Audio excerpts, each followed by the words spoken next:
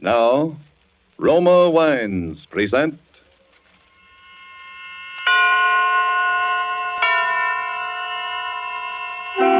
Suspense.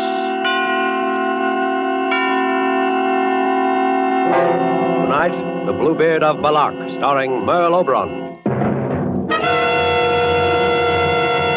Suspense is presented for your enjoyment by Roma Wines. That's R-O-M-A, Roma Wines. Those excellent California wines that can add so much pleasantness to the way you live, to your happiness in entertaining guests, to your enjoyment of everyday meals.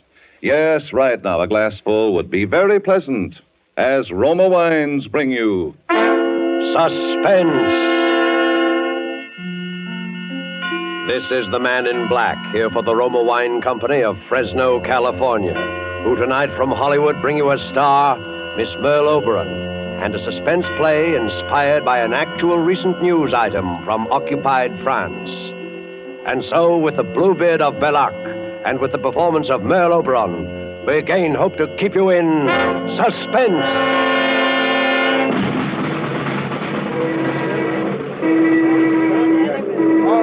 Get back. Stay back there.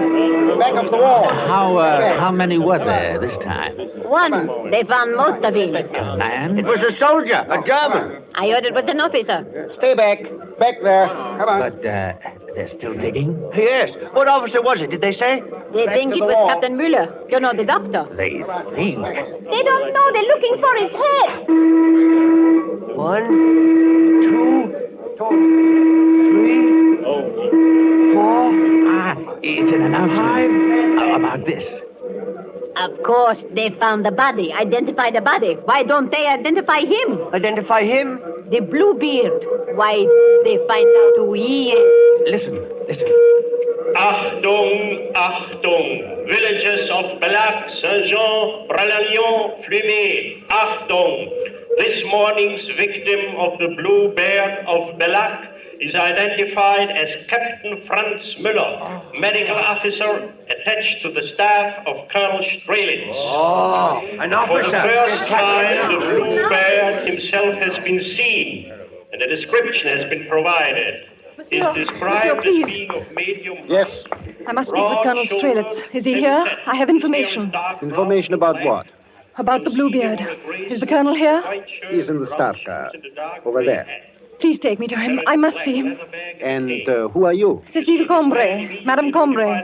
I live on the road to Flomet, just outside the village. Well, all right, come along, madam. Is that the Colonel, sitting in the back of the car? Yes. Now, you wait here. I'll see. Oberst Strelitz, Corporal Brecht. Corporal? Herr Oberst, das ist eine Frau von dem Dorf hier, eine Madame Combray. Sie hat angeblich Informationen über den Blaubart. Naja, wieder so ein hysterisches Frauenzimmer, Herr Oberst. Was können wir da machen, Kreuzer? Das ist immer eine Möglichkeit. Wo ist sie? Dort drüben, Herr Oberst. Ich habe ihr gesagt, sie soll warten. Ordnung. Frau herkommen. Jawohl, Herr Oberst. The Colonel will see you, Madame. Oh, thank you. Das ist Madame Combray, Herr Oberst. Madame?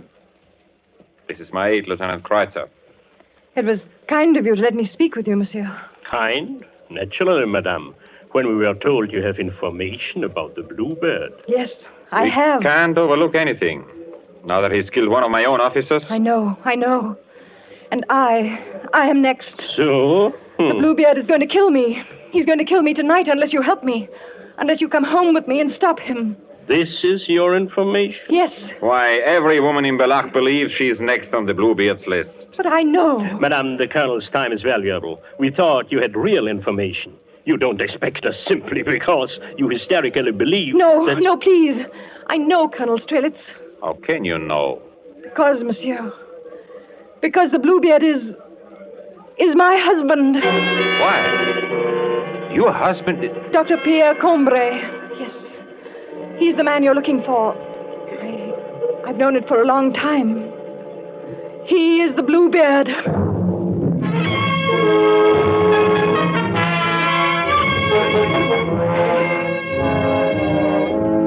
Tonight, for suspense, Roma Wines are bringing you as star Miss Merle Oberon, whom you have heard in the prologue to The Bluebeard of Bellac by Sylvia Richards. Tonight's tale of suspense.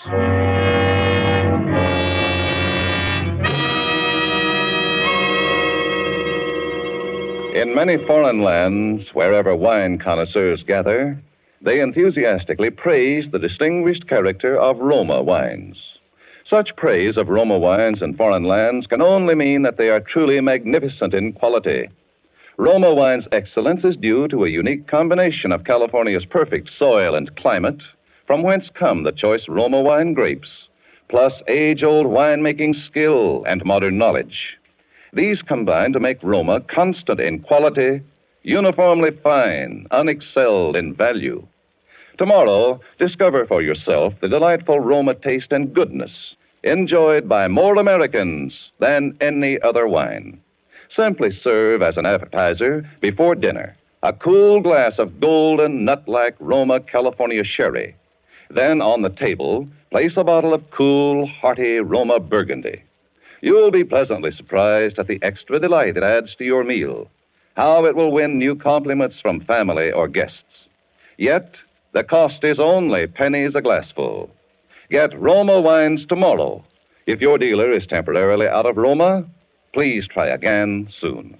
Ask for ROMA, Roma wines. Remember, more Americans enjoy Roma than any other wine.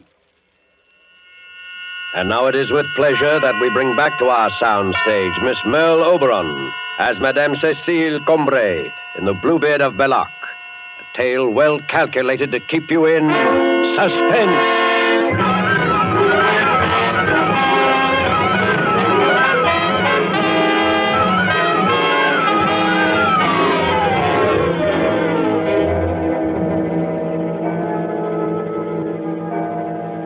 $11. He'll be here in an hour.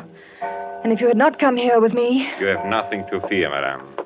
The house is well guarded. But won't the guards frighten him away? The instructions are to let him through. They will come in only when we have him trapped, and we are armed. Yes, and he does not carry a gun. You know he uses a knife. Madame Combray, why didn't you come to us before if you knew your husband was the Bluebeard? First, I wasn't sure. Then, when I was sure, well, he was still my husband. Then why now? Because now he will kill me, and I'm afraid. I knew when he went away with the body of Captain Muller yesterday. So you saw the captain? Yes, I saw it. And when Pierre looked at me, I knew he'd kill me. Tonight. Yes, he may try. It's been weeks of fear. And the night, the endless nights. Have you been married long, madame? Long? No, less than a year. You aren't French, are you? No, I'm English. I spent a summer in Flomé about 4 years ago, and I liked it, so I stayed. I taught English in the village school there. Dr. Combray? About a year ago, there was an epidemic in Flomé, and Pierre, came there to help. He seemed to me when I met him to be very kind, a very noble man. Of course, I didn't know him well, but when he asked me to marry him, I was very happy. The morning after we were married, he brought me here to Bellac, to this house which had been his family's for many generations. It was a beautiful morning, early spring. We came, as you did tonight, up the hill, past the summer house, to the front door. Well, here it is, Madame Combray. Come, I'll carry you over the threshold. Oh, careful, Pierre. Don't drop me. No chance of that. Now, this is the hall. Shall I carry you on from room to room? Oh, Pierre, no. Put me down. Very well. Come this way. Now, here is the parlor. Oh. Hello, Captain Muller. Good morning, Doctor. I've been waiting. I hope you don't mind. They said you'd be back this morning, the people down the road. Yes, I was held up by my wedding. Your wedding? Oh, I'm sorry. Cecile, this is Captain Muller, the medical officer in charge with Colonel Strelitz. Captain, my wife, Cecile. How do you do, Herr Muller? Well, Doctor, I congratulate you. I see even an epidemic can be useful. That's one way of looking at it. So what's up, Muller? I wanted you to come in tomorrow to help with the vaccinations. About 150 are going out, and we need help. The last lot carried typhoid. I'd be glad to help. What time? Well, they are leaving at noon. If you're there at 8 o'clock, we'll have enough time. I'll be there. Very well, Doctor. Madame, tomorrow then. Heil Hitler. Heil Hitler. Now we will go on with our tour. Follow me. Pierre, who's to be vaccinated tomorrow? All labor draftees being sent to Germany. This is the kitchen. The stairs go up from here. What's upstairs? Well, off that first landing there are several bedrooms, mine and others, and on the floor above still more. Before the war, there were servants. This is a pantry? Yes. And this door, where does it... Why, it's locked. What is it? Oh, there's an old wine cellar. It's not used. A cellar. Do you have a key? There's nothing down there, Cecile, that would interest you. Oh, but I'd like to see. We might be able to grow mushrooms. No, or... Cecile, it can't be used. Let's look. Where's the key, Pierre? Cecile. Yes? That door must stay locked. But, Pierre... You understand? Yes, but why? No matter what happens, you must never try to go down there. Never.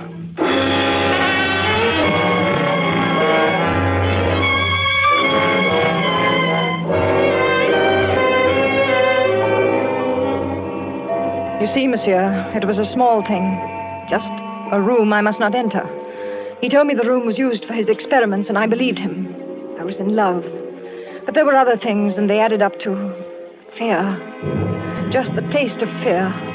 A shadow so light I didn't know it was there. There was first of all the gossip I heard in the village when I went to market. Good morning, Madame Cambrai. You're late today. Pierre worked late last night. Is there any milk, Madame Bourget? I can let you have a little. A pint. Oh, if that's all. Does the doctor work often at night? Quite often in his laboratory. I could not bear a man who pottered around after dark. But it's his profession. Maybe, but I would not sleep a wink, not with this Bluebeard around. No, I like a man who is steady, so I know what he's up to. Oh, how can you bear to live in that big, depressing house? Oh, but I love it. Well, you're young. I suppose it's romantic to you. It's no place for a woman to be alone. The first Madame Cambrai, you know, she died there. Yes, Pierre told me. But I know he did everything he could. Oh, yes? It was very sudden. Typhoid can be very sudden. Yes, its certificate said typhoid. That's why your coffin was sealed. Oh! Hey, Jean, what is it? What is it? What's happened? Everyone's running. There's an announcement, madame. They know who one of them is. What? Of whom? There were 3 last night. One of them was a man. 3? Why, the Bluebeard, he killed 3 in one night. Cut them to bits. Oh, how terrible. All sliced up and scattered around, Madame Cambrai. You should have seen. Oh, no. Where were they? In the meadow north of the church. Why, that's near your house. The meadow. Yes, Madame Cambrai. If you had been awake, you would have heard him. You or the doctor.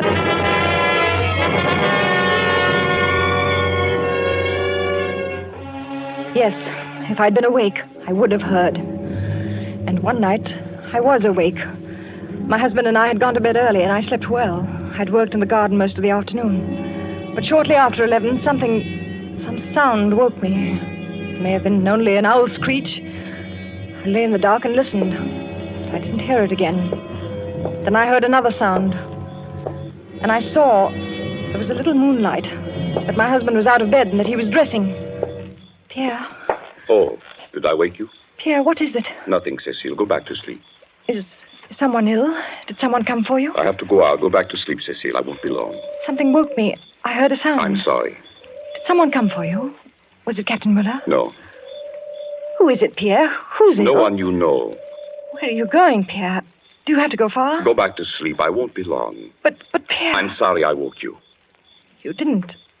I'm sure I heard a... Cecile, it's best that you go back to sleep. I just wondered. It's best for you. Good night, Cecile.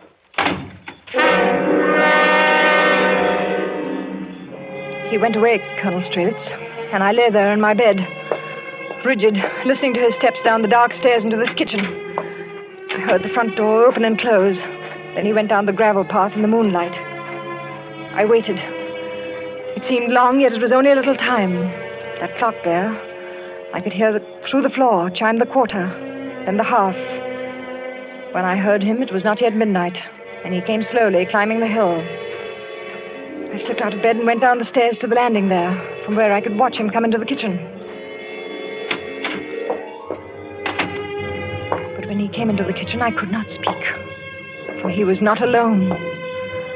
Over his shoulders, he carried a body. A man, I think. And he was stooped under his horrible burden. He crossed the kitchen without looking up and did not hear what I was sure he must hear, the pounding of my heart.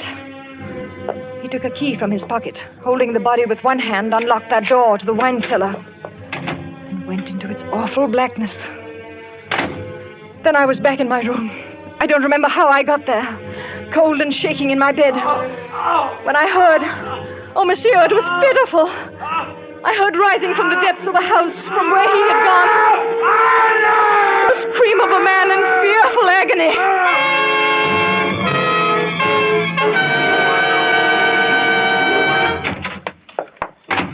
Cecile.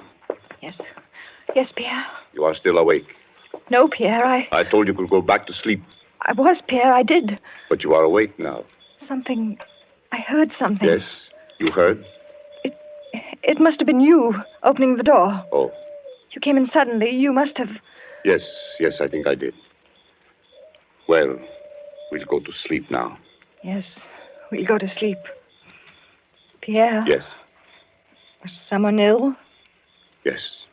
Who was it, Pierre? Did you have to go far? We'll go to sleep now, Cecile. What time is it? Time? It's just past midnight.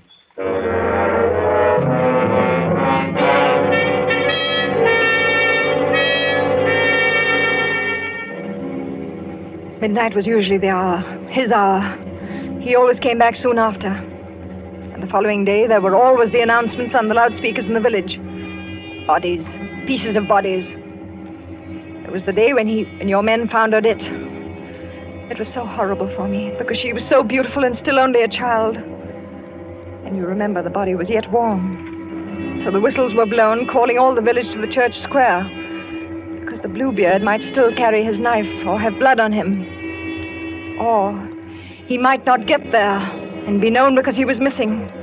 I was in the village and I ran to the square with the mayor. And we stood in line with the others. Everyone was there. Everyone except Pierre. What terror I felt. Monsieur, when you began to call the names... Félix Armand? Here. Paul Arden? Here. Yvette Barthélemy? Madame Cambrai, are you ill? It's just the sun. It's so warm, yet I feel chill. You're very pale. Neil Charbin? Here. Why, I don't see Pierre. Cambrai? Here. Oh, he's probably with Captain Muller. He'll be here. Pierre Cambrai? Here, I'm here. Oh, well, Pierre. Don't look at me like that. You'll attract notice. You're out of breath. Where were you, Pierre? Doesn't matter, I'm here. But your hands, your clothes, they're wet.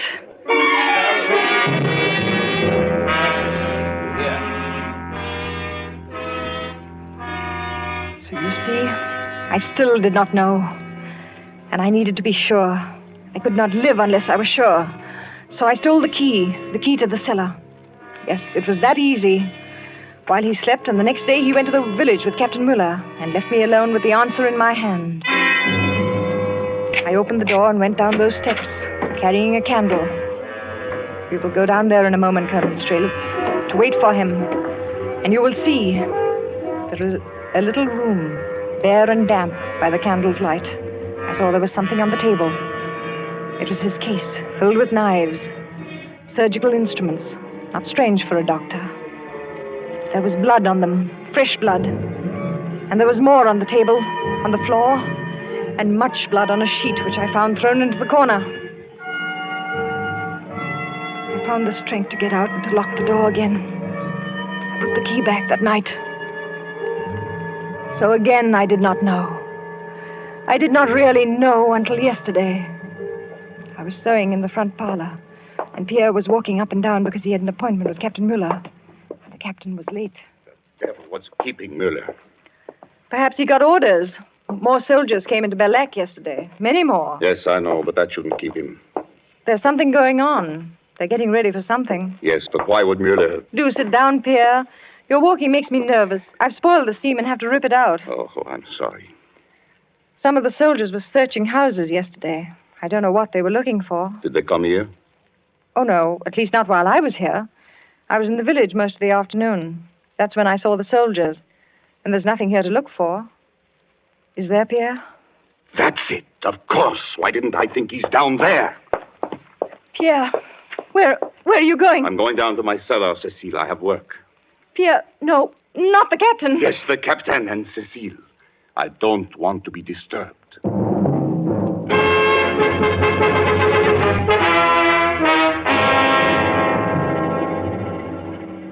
And then I knew he was going to kill Captain Mueller. He was going to kill a German soldier. Worse, an officer. I knew then, Colonel Strelitz, that if he would go that far, he was no longer a man I could even attempt to reason with. His insane urge to kill might turn on anyone. Even me. I had to stop him.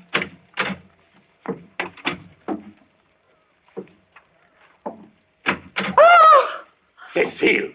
Cecile, what are you doing? You can't come down here. You killed him. Cecile, now I'll have to.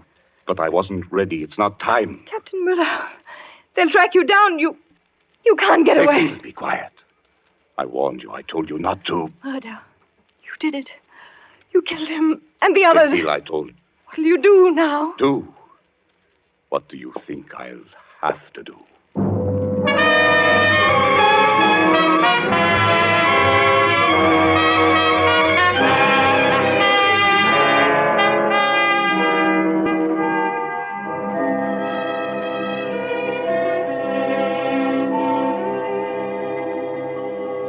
And now you know, too. And in a few minutes he'll come, and then it will all be over. It's almost midnight. It's a remarkable story, madame. So he made no attempt to harm you last night? No, Colonel Strelitz. It wasn't time. Not time? He kills only when he feels the need. And he'd already killed one, so the need was gone. And it was daylight. He left then? Yes. I haven't seen him since. He looked at me. It was a terrible look. And he went. And I knew by the look that I would be the next. Tonight. And Captain Mueller? He took the captain's body with him. Come, we must go down to the cellar now, before midnight. Very well. Lieutenant, will you bring the lamp? Yes, I'll bring it. You see, it's unlocked, as he left it. Close the door behind you, Colonel. Very well.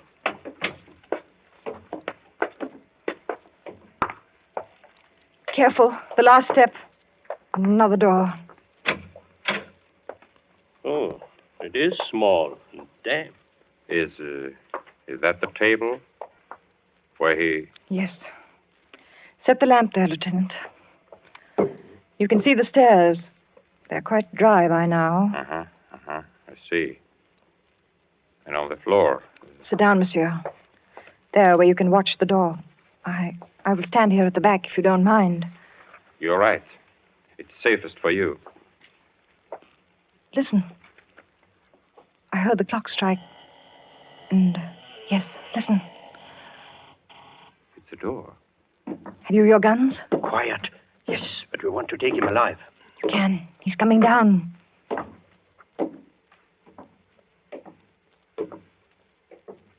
Cecile, are you there? Put your hands up, Dr. Hombre. Ah, visitors. Well done, Cecile. Scarcely visitors, Doctor. A bit more unpleasant for you. Now, if you'll... Put your hands up, Colonel Strelitz. You too, Lieutenant. Madame Hombre. Yes, I too had a gun. But your husband, he's The Bluebeard? I'll take your gun, Colonel, and yours. Mm-hmm. No, Colonel, I am no Bluebeard, as you knew very well. It was clever of you to plant the mutilated bodies of your victims to drive me into the open. To create this legend of a Bluebeard to make the people of Bellac suspect all men who work at night, as I do. To make the village distrust me, their leader. But Madame Combray... You saw Captain Müller, saw his body. The captain? Yes. Pierre killed Captain Mueller. He was his one victim, because the captain was suspicious and pried a little too far into this room. Pierre had to kill him because he saw our radio station behind that wall. Open it, Pierre, and let the colonel see. You see? The wall opens easily, and behind it is the nerve center for Bellac, for our underground army. Army? Sneaks and cowards who set their women to lying. I lied? What else? You said that he carried in a body, that there was a scream in the night, that there was a body. All true, Colonel. Yes, I carried home a man wounded by your soldiers, and I removed the bullet without anesthesia, for we French have no such luxuries. So the blood of that patriot is mixed on the table with that of the late Captain Mueller. Don't you know it's hopeless for you? Hopeless? Colonel, surely you know that our armies are in France, Americans, English, and our underground army, which surrounds you. But this house is surrounded by my men. It was, you mean, Colonel. Are you still there, Mr. Porter? Porter? Yeah, what do you say, Doc? Everything quiet? Quiet as a tomb, Doc. How are things down there? Who's that? We have what you call a couple of rats, Mr. Porter. Then we are finished. Okay. That is Mr. Porter. As you heard, he is an American. An American? Here? He is commanding a large number of parachutists who just an hour ago dropped into our meadow. Oh. And who a few minutes ago very quietly killed the guards you mentioned. Killed? My God. Yes, and since you were here in the cellar, unfortunately, you could not hear. But now, Pierre, you have your work to finish. Your work? I have orders from my army to kill you and the lieutenant, to secure this advance for our allies. So with Cecile's help, I set this little trap. Oh, listen to me. You won't. Cecile, do you want to share the honor? No, please. For Please. France? Yes. No, I won't. No, It is no.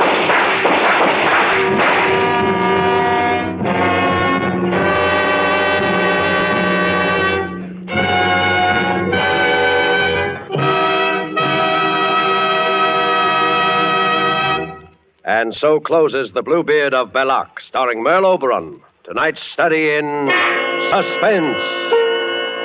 Suspense is produced and directed by William Spear. Have you discovered how much good wine adds to the enjoyment of food?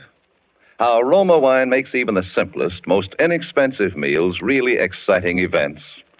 Well, all you need do is place on the table with the meal a cool bottle of hearty Roma California Burgundy. Serve it in any kind of glass. You will find it delicious with any food.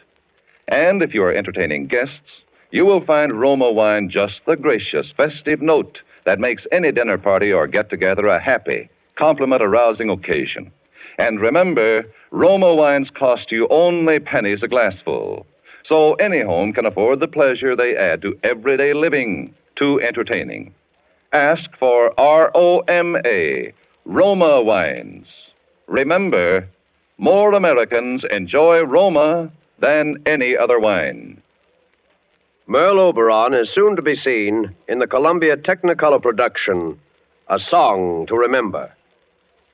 Next Thursday, ladies and gentlemen, same time, you will hear Mr. Gene Kelly as star of Suspense. Presented by Roma Wines, ROMA, made in California for enjoyment throughout the world.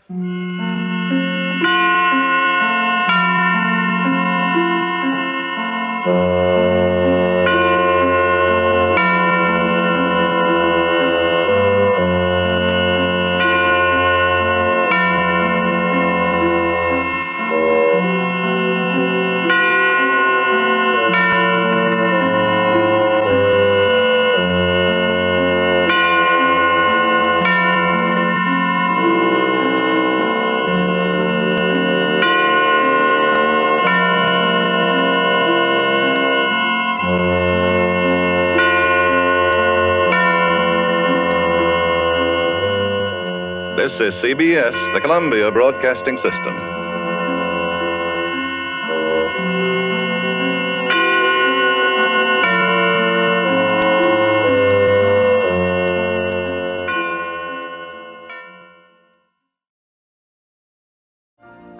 You've been listening to the OTR Gold Network. Find more classic radio at otrgold.com. Bluebeard.com.